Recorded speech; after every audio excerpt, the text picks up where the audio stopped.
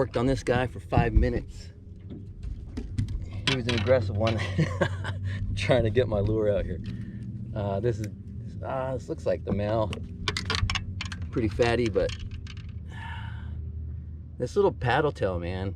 I'll give a little. Let me put this one in the live well though, see if I can get the female. That was an aggressive male on a bed, and these little bluegill paddle tails, I picked them up, this really cheap pack at Bass Pro Shop. I dipped the tail. These happen to be my best, most successful spawn bass fishing lure. Anytime I've gotten this on a bed, the bass hate it. They always attack it. There's only been 1 or 2 occasions when fishing the spawn, fishing on beds, where the males didn't want to bite this. And man, it only took me 5 minutes to get that bass off the bed. These things are extremely effective. And the funny thing is, I haven't even bought another pack. I still have about 6 of these that I've just keep in my tackle, and I only bring them out during the spawn season. I need to go get some more of these from Bass Pro. All right, so it's been over 10 minutes. I don't see another female coming back on the bed. This one looks like it's got a belly, so this may be the female. I'm gonna put her back. Don't want to mess up the spawn. I want more bass in Lake Pleasant. I don't know if we can see it, but the bass is on the bed right there. Let me try to get a little closer without spooking him.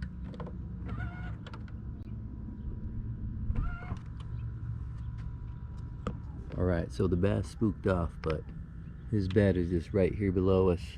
It's very faint. It's not very prevalent. There's actually like a stick right in the middle of it. It's right down there. It's right there.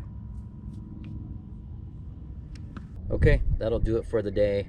It's kind of been my MO lately. I don't come out very often and I don't stay out long. I've been here maybe 4 hours. You see me catch a spawning bass today. So when bass are spawning, they could do a couple different things. When they're on the bed, they could either as soon as they see the boat, they get skittish and take off. As soon as they see the lure, they could dart off.